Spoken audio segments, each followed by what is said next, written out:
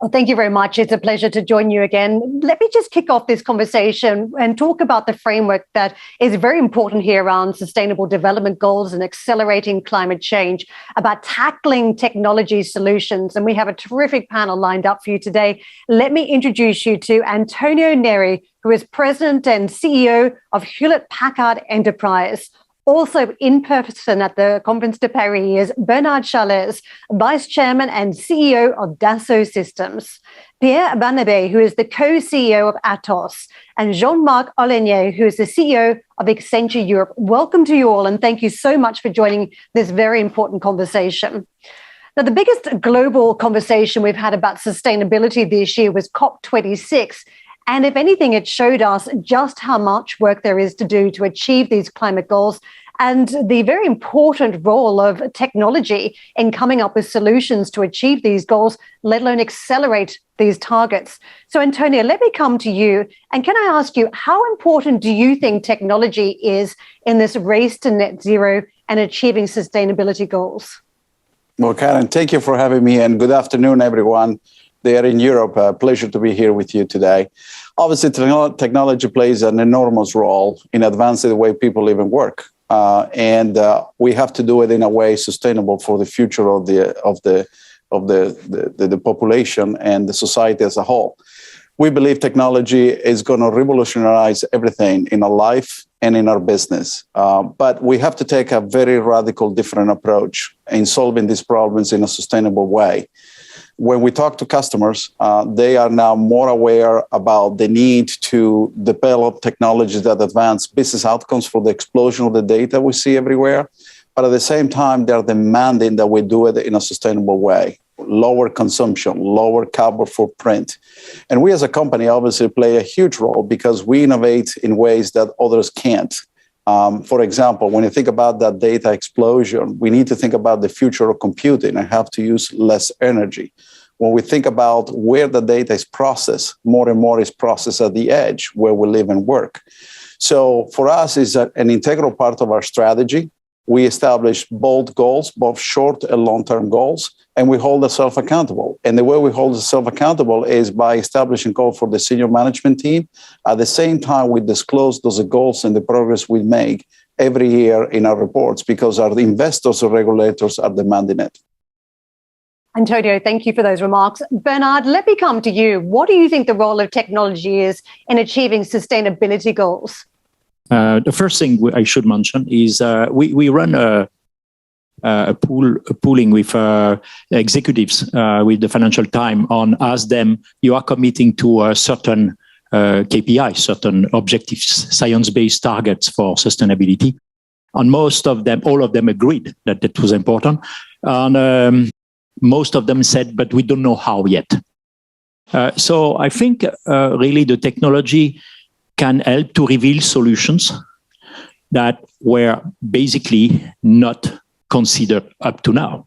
If you look at the past century, the 20th century, it has been based on a very limited number of technology, whether mobility, energy, healthcare. It's a limited number. Healthcare was only chemical, most of it, and now it's becoming biotech. Same in mobility, with centralized limited number of energy. I think with technology, what we can do is evaluate, reveal new type of solutions, create a better measures, because there is a very simple thing we should all understand. If you take products, goods, and services that you are using today in your real life, no one knows how much was taken to Mother Planet for the value of the service you provide. I call this the eco bill. In fact, it's the extension of what we call product lifecycle management, which is the bill of what you take for the value of what you give. And this is true for citizens, it's true for consumers, It's true for passion. It's true as human being.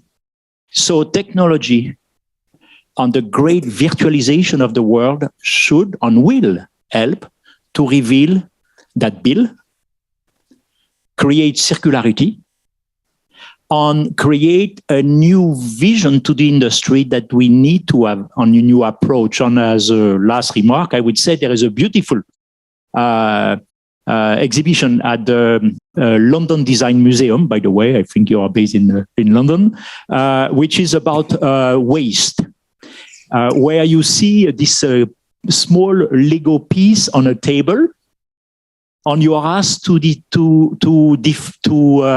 say where is it coming from.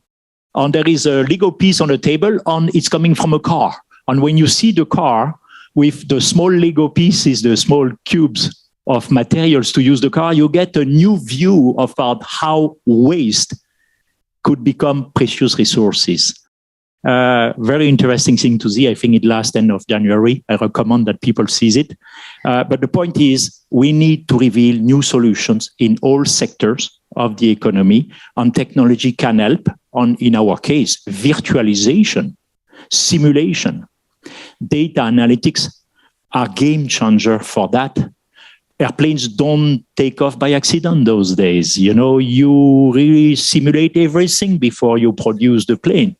We are doing the same for clinical trial with Medidata. 70% of the world clinical trial for the vaccine today, Moderna, BioNTech, are done on digital platforms. So that's a great opportunity. And despite the constraints, you know, I'm excited with the future. We see an industry renaissance coming up.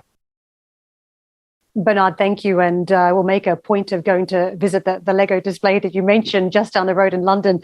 Jean-Marc, I want to come to you because Bernard just mentioned old and new sectors there, and you have many clients across the board. What do you think the role of technology is in achieving these sustainability goals?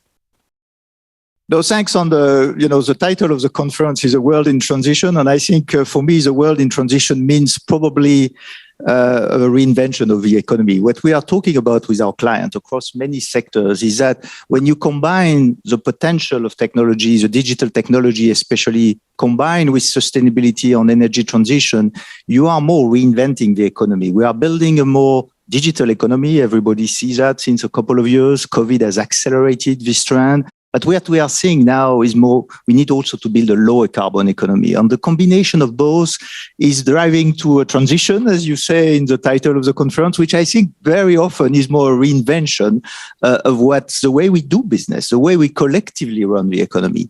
And as you will get from this table probably a lot of people that believe into technology, and I'm the same. I really believe many technology will change the world. We talk about biotechnology with what's happened with COVID. It's incredible to see the potential of those technology. We have seen with Mr. Poyane before how physical technology can also drive the world of energy transition.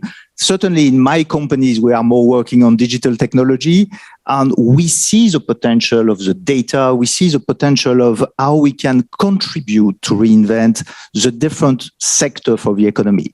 I think when I look at it on my side, and I think as it is so important because we are reinventing the economy, which means we are touching society, we are touching citizens, we are touching employees, we are touching customers. And if there is one thing that is on my mind is that we need to do all of this in a much more responsible way to avoid what we see from time to time, some backlash on technology. You know, we are also here in Europe. Not everybody in Europe believes technology is driving the good things for them personally. And I think it is very important that we drive those changes. So in a responsible way, we need to put transparency, trust. We need to ensure that when we do something, when we do a change, we outline the value for society, not only the value for business, but the value for society, the value for the employees, because this value, this trust will make all of us more responsible, and we will be able to exploit the fabulous potential of all those technology. Jean-Marc, thank you very much for that. And I will pick up on those trust issues a little bit later on. Pierre, let me come to you now, because as we look at all the innovation in your company and you step back and you take a broader look at what's required, What is the role and just how important do you think technology is in the race towards these sustainable goals? Well, talking about technologies, we need to talk about digital that is everywhere and that is a support and bearing the evolution of our technologies now. And any companies today in the world are looking for digitalizations and so on.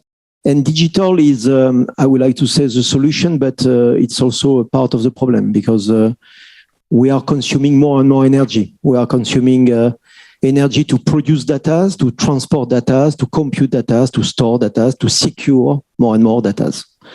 And the efficiency of this journey needs to be reworked and needs to be more efficient, more accurate, because we are carrying more and more data, and the efficiency of the metadata that are used is less and less. And we are at the same time entering in the era of objects and robots. And the difference between human beings and robots is that robots are restless. It's a continuous consumptions, productions of data, then a continuous consumptions of energy. This is what we have to face as digital. And the solution will come from the same source. Because as my colleagues in this panel said, there are many solutions today on the market. We can compute close and store close to where the data are produced. We can prevent to carry huge amount of data with buffer everywhere by really selecting what is needed. And prior to that, we can simulate, we can emulate, we can think on what could be before running the consumption of data and energy. We could simulate what can be done differently. And there are more and more simulation to be done, thanks to AI also, to really increase the yield of consumptions of energy. That's the first element. And we need to reduce in absolute value the consumption of energy per data we carry out. And the second element is to use a greener energy. And for using a greener energy, we need to follow the same process. We need to simulate, we need to emulate, and we need to deploy, taking into account the different source of energy to feed up these moves. And looking at the weather forecast, you combine with energy grids, with regulations and so on, you can really improve dramatically the consumptions and bringing the technology as a solution to reduce per data and in absolute value to reduce the carbon energy we need to do it. Pierre, thank you very much for those opening remarks. Antonio, let me come back to you because I want to talk briefly about some of the real examples in your own organizations where tech is having an impact. So if you could just take us behind the scenes quickly for something that is causing change, that is achieving sustainability goals that you're excited about at this point, Antonio. Yeah, sure. Obviously, we as a company have ambitious goals, and those goals are aligned to what we see in the market. You heard from Pierre and others about the digital transformation every industry is going through. And what we see right now is the explosion of data everywhere. And that data has tremendous value. But the problem is how we process that data in a sustainable way. So we have established goals for ourselves on the R&D side to reduce energy consumption in our products 30x by 2025. And we're disclosing the progress we make every single year. And then obviously make all our offerings, both from the solution perspective and services perspective, carbon neutral by 2050. Not by buying credits, but really doing it the hard way, the radical way, which is low energy consumption and reduce the waste.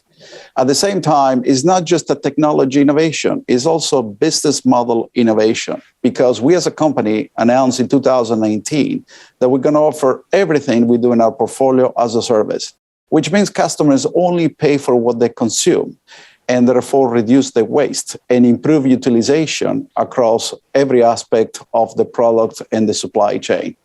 And that's something that we are making tremendous progress. To give a sense, just last quarter, we grew 114% in our demand from customers about offering everything as a service. At the same time, we drive the life cycle of those products in what we call the circular economy. The circular economy basically finds another way for those assets to be valuable. And what we have proven now is that we can actually recover 99.5% of those assets and reduce the e-waste, which is trillions of products that gets recycled every single day. So for us, it's a complete life cycle from the innovation standpoint to how we hold our suppliers accountable in the way we procure minerals, how we consume energy, and then ultimately how we also drive the circular economy. One of the most interesting technologies that we see now taking place is high-performance computing. High-performance computing has tremendous potential to process a data we have never imagined before. Think about it this way, Karen, with liquid cooling solutions, actually with a glass of water is way more efficient than the entire room my colleagues are sitting in. And therefore, you can process data 1,000 times faster with 100 times less energy. And this is the radical change we need to drive going forward.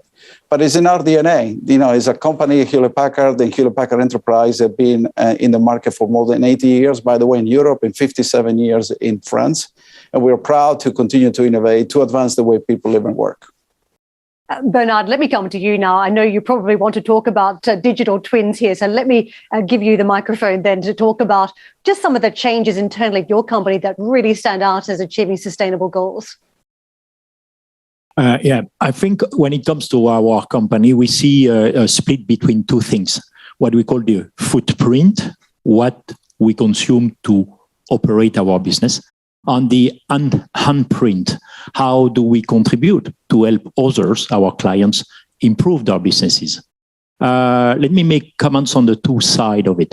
On the footprint, of course, like we are science-based, we have established science-based targets, which means that you have to be able to measure exactly the eco bill of your company. It's not easy to do. And I think you have to think about the virtual twin of your company to understand all the aspects of the network of value creation. So I believe when it comes to all companies, they will do what we do, which is entire eco bill plus moving from supply chain to value chain. Because the heritage that we have from the previous century is that the supply chain has been mostly optimized for cost.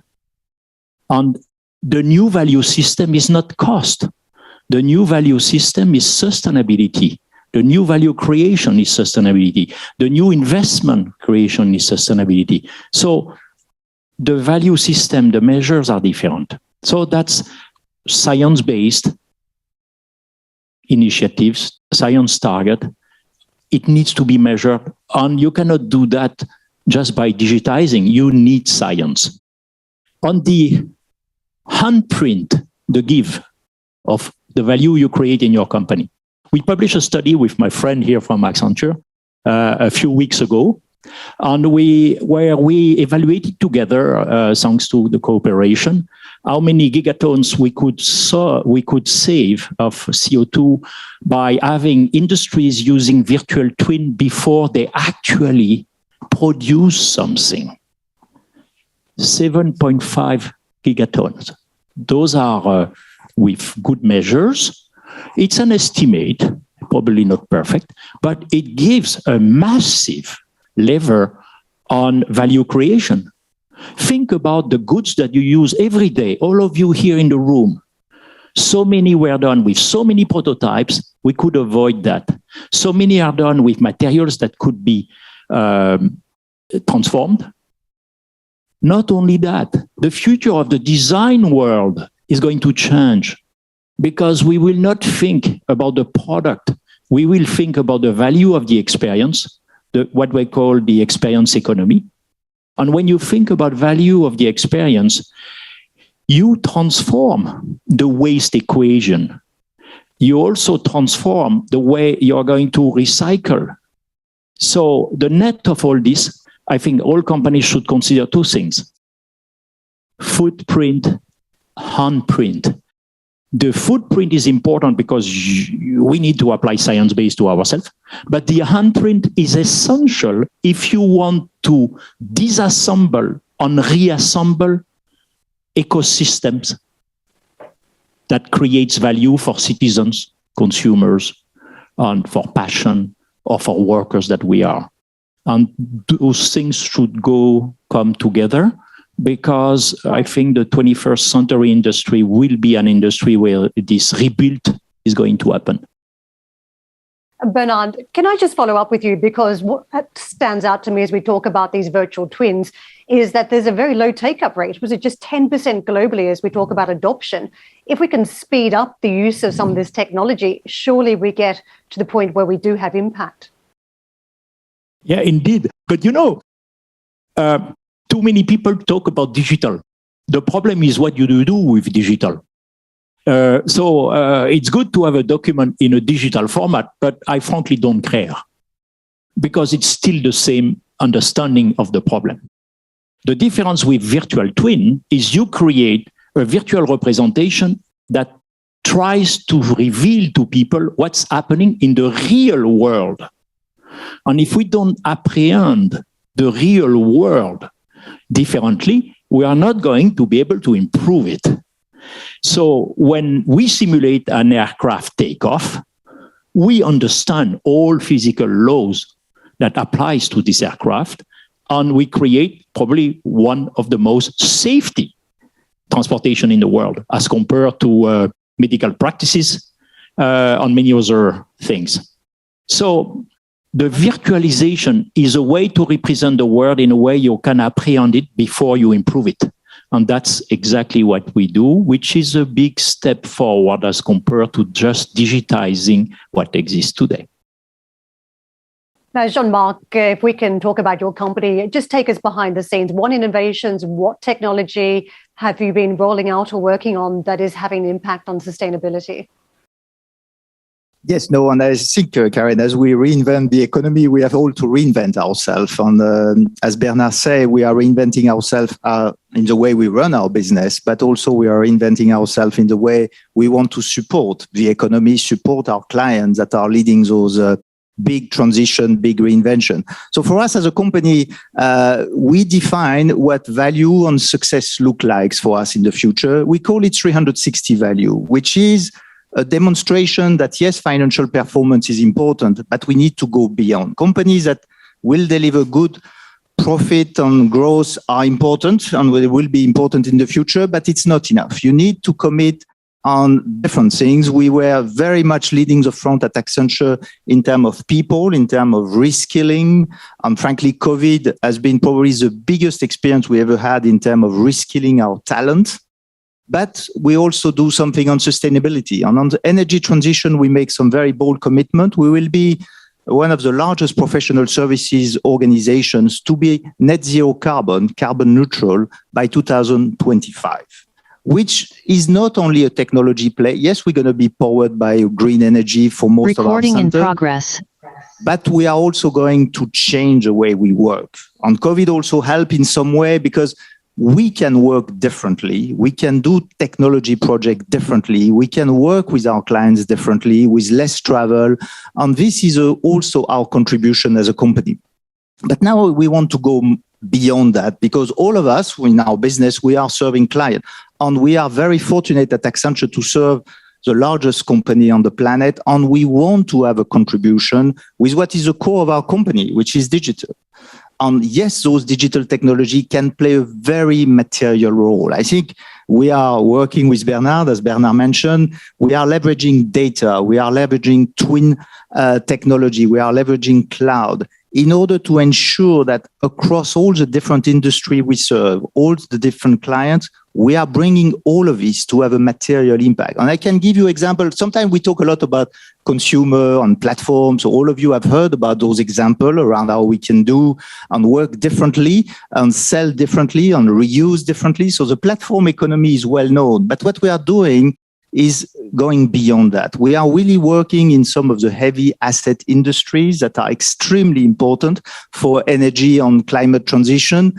And with those industries, we are demonstrating that for smart cities and smart buildings, that for all the different manufacturing, whether it's chemical, whether it's cement industry, whether it's steel, whether it's power generation, that we can, through data, have an impact on the way we measure, the way we manage, the way we lead those production with a significant reduction on the CO2 emission. And we do the same with infrastructure, port, networks, all the infrastructure that we need to run the planet.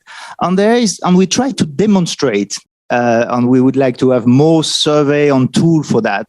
We try to demonstrate what we see in the market, that if we invest in technology, and especially digital technology, yes, we're going to consume more energy, but 1 ton of CO2 invest in those digital technology can reduce 10 ton of CO2 emission in the way we run the business. This is a simple rule.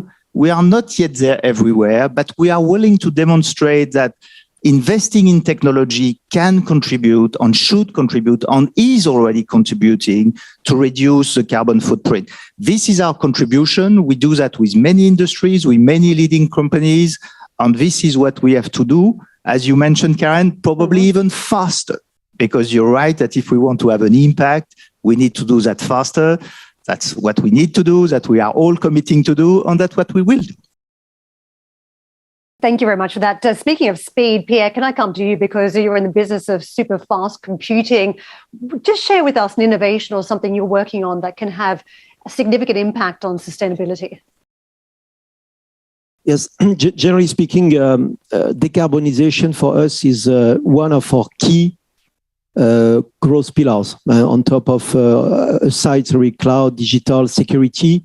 Decarbonization is a specific growth pillar, and we have created a specific business line, a global business line with employees generating revenue around decarbonization through offset, through sales of IPs. I will come back on it, and through consultancy. And because we do believe that if we want to be sustainable towards the sustainability, we need to be economically strong. And we are always investing in domains where we rapidly need to be profitable. It's what we did with quantum. As you know, we are very active in quantum. And our quantum R&D is already profitable because we are selling quantum learning machines that is covering our cost because it's a very long run, of course, investment. And quantum is one of the solutions for decarbonization. That said, we need also to be exemplary by ourselves. Then what we ask is our employees to show the way, to behave in order to really reduce the carbon footprints. That's absolutely very important. Then all our company cars are now electric, starting 1st of January 21. Not everyone is satisfied, but that's a very strong signal we want to give. We are using black let's say screens for any presentations we are doing. I mean, there are a lot of signs our employees are embodying and showing to our customers, our partners. And the third element that is very important is that we have incentives in the decarbonization objectives. And each executive in the company and each employees have specific incentives to measure how we are decarbonizing our activities, but also what we are selling to our customers. And that's really extremely important. In the technologies, of course, we are very active and we are reselling some patents around these decarbonization activities. If I take the example of supercomputers, we are cooling our supercomputers with hot water. It sounds weird, but it's a reality. We introduce 38 degrees Celsius water in the supercomputers, and it gets out at 42 degrees, and it's good enough. It's good enough to make the supercomputer running at petaflops and very soon exaflopics, let's say, power, without asking for additional electricity for cooling the water. We are also we are on a way to provide container with electricity provided by hydrogens And these hydrogens will be produced by solar winds or windmills, and sometimes a combination of both to produce hydrogens. Because we need absolutely to carry out, as I say, the computing power as close as possible to where the data are produced. And for that, we need to be sure that the electricity that's going to be used is green. And that's one where the technology can bring some solutions to help our planet. That very much fits with conversations we've been having at CNBC, where it's not just what a company does anymore, it's how they do it, even if you are a sustainable company at the forefront of renewable and transition around energy. Antonio, I want to come back to you because we just heard their conversation too about the priorities, immediate priorities in the short term that can have a fundamental impact on the long term. And it does jump out to me, we are just not through this pandemic yet. We've been thrown a curveball potentially around a variant as we wait for answers here. We still have supply chain logistics issues, and of course we have the skill shortage to contend with. If we take a look at your company through the Q3 earnings lens this week, it showed that you're struggling to convert orders to revenue as quickly as you would like, that in your own words. Are you worried about further supply chain problems given this new variant? Are you concerned that we're just not through this pandemic yet and that may derail some of your long-term goals? Well, I just announced my earnings yesterday, and I'm super proud of the results we delivered because we grew revenues, we expanded profit, and we are continuing to pivot the company into this new area of offering everything as a service. And I'm actually very excited about 2022, despite the short-term challenges that we continue to navigate. No question that the new variant that we all reading and hearing about it is an area of concern, but I don't think it's an area to panic. However, it's important that we are prepared. Not different than we have been working over the last 18 months, assess, address, and adapt whatever is possible while we navigate through the current challenges. The supply availability will be here for some time. And as I commented yesterday, will be probably to the second half of 2022. However, the demand, Karen, has never been as strong as I've seen it. It's just remarkable to see what customers are going through, modernizing, cloudifying, implementing new technologies at the edge, to process data more sustainably where the data is created, because more than 60% of the data is created there. And therefore, no need to waste energy moving data back and forth. At the same time, customers want to consume everything as a service, which means they don't need to put all this capital to work. They only pay for what they use. And, we have a portfolio from edge to cloud. What we see now, and many of us have been here for a long time, we went through the mainframe era centralized model to decentralized to the mobile first, cloud first approach that we all live today. But that's not sustainable. And so what we see now is a decentralization together with a big centralized kind of brain, if you will, but ultimately how we move the cloud experience to where the data is created. And that's why the emergence of the edge to cloud architectures driven by the new use cases will also improve the way we deliver this solution in a sustainable way. We as a company are well prepared to navigate through this. I'm very excited about 22. But our first priority is to protect the safety and the well-being of our employees. And the culture, actually, of our employees has got stronger. The culture of the company has stronger in the last 2 years. But I think this is time to be bold. And the last message I want to leave here is that's the time to be bold. We got to accelerate what comes next. We need to be bold in our decision-making. We need to be a force for good. We before the I is essential here because we're not going to solve this problem by taking an incrementalist approach or individuals approach. Both the private and public sector have to come together. And I believe in 2022, we can make something remarkable. However, we need to accelerate our progress, how we go further and faster in delivering a sustainable digital economy, because now data is the new currency. And data one day will be actually recorded in the balance sheets of companies. And that's something we have to remember as we go forward. Antonio, can I just bring up, though, the chip shortage? Because I know you're hopeful around 2022 that it starts to improve. But are you concerned that it may not if we have more pandemic issues? Yeah. Well, listen, we as a company have a global presence in 172 countries, supply chain nodes everywhere in the world. We work with pretty much every supplier you can imagine, and we have line of sight on what we see in the next 6 to 9 months. It's not going to be easy, but I actually believe we're going to be in a much better shape after the summer of 2022. Obviously, new fabs are coming online, which will create more capacity.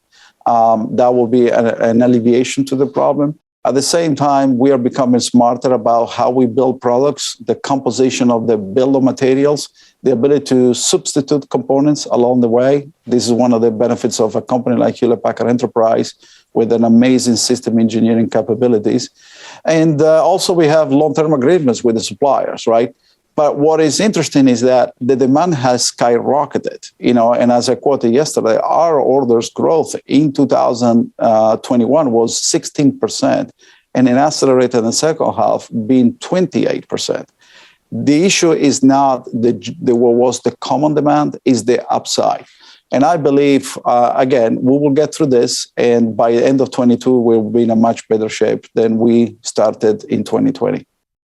Let me push on because we do have some time constraints here. And I want to bring up the issue of trust and inclusive growth here, because there are concerns about where the world economy is on the back of what we've seen with the pandemic. And Pierre, perhaps if I can throw you first up on this around trust, what do we need to ensure here? Is it regulation? Is it company practices, sector-specific rules that are required here as we talk about more and more digital solutions?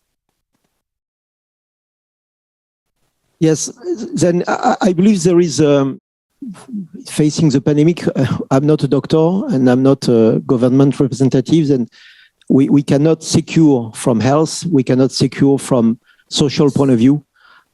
We can provide a lot of technologies to help.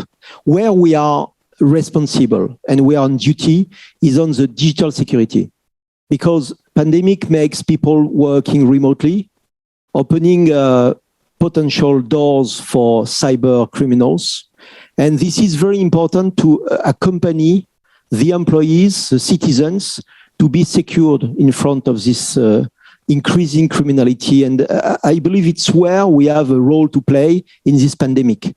We need to let the doctors healing, we need to let governments bring in social coverage, but as technological and digital suppliers, we need to secure these ecosystems by bringing stronger cybersecurity solutions. As you know, we are number 2 in the world in these domains, and inserting and being helped more and more by artificial intelligence and robots for doing that, because cyber criminality is getting bigger and stronger. Bernard, do you want to jump in here around the role of trust and how we achieve it in the next phase around this transition? Well, it's an interesting connection with the vaccine. Is a good example in the context of a pandemic. The pandemic has revealed several things. First of all, the importance maybe of frugality, a better measure of what we really consume for what we produce. And when it comes to trust, the example of the social example of trust on vaccine is a quite interesting one, because think about it. In less than 2 or 3 years, yes, the biotech were existing before, the world has been able to establish clinical trial with new type of therapeutics, with new type of bioreactors, on creating a revolution in the way we do clinical trial. For example, we now can compare on accelerated clinical trial by just smart data intelligence. We create what we call synthetic control arms. They are compared with the group which is going to go through the clinical trial on the placebo group. And we have discovered and confirmed with FDA, the regulator in America, that this can massively accelerate the validation of vaccine. Simulation goes the same way. You know, what's going on now with the new variant? What is happening now? We're trying to understand it. It has been sequenced. What's the next step? The next step is to evaluate through clinical trial. Do we need to evolve with the vaccine? Can it be a derivative for the vaccine or not? And how fast can we do it? We are doing that with Moderna now. 3 years ago, this was not happening the way it's happening today. So in less than 3 years, the humanity has used platforms. In our case, it's the Medidata platform. 70% of the world clinical trial are done this. So we together are collectively working with the digital infrastructure to make this possible. And that's something that I think will be a lesson for all the other industries. Jean-Marc, do you want to jump in here quickly? We don't have a lot of time, but I make that about trust.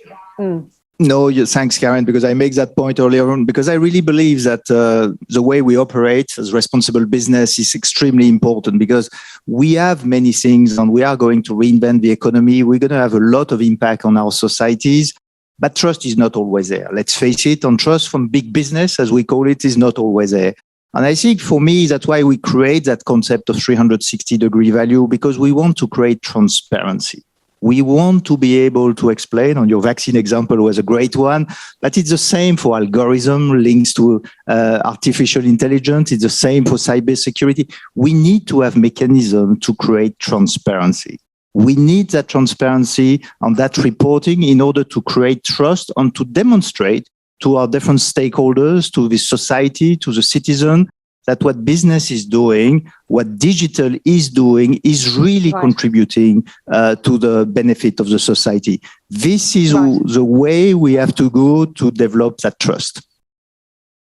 And Antonio, finally to you, as we look at it through the lens of the United States as well, Congress is looking at reforming Section 230, given the tech platforms haven't exactly used the trust that was given to them and handled data efficiently and with certain amounts of control. 5G, AI, there's been a global debate there too around the actors involved in the technology. How do we ensure trust if we have more and more digital solutions for sustainability?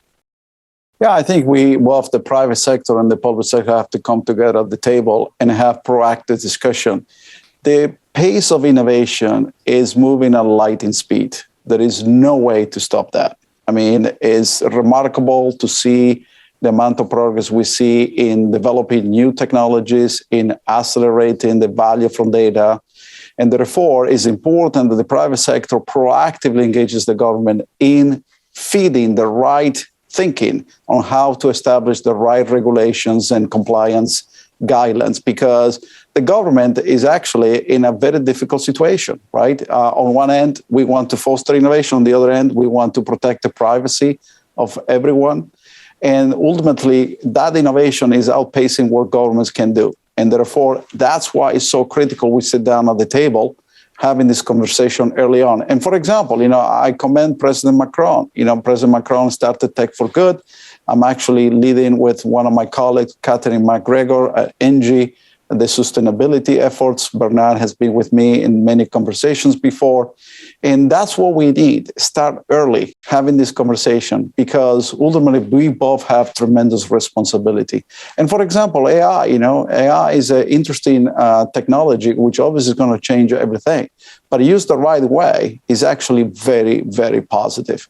But ultimately, what is the ethic code associated with AI? And we need to establish those guidelines for the future. On that note, we must wrap up this conversation. Gentlemen, thank you so much for participating today. So many great points raised in this conversation around technology and its role in sustainability and future goals.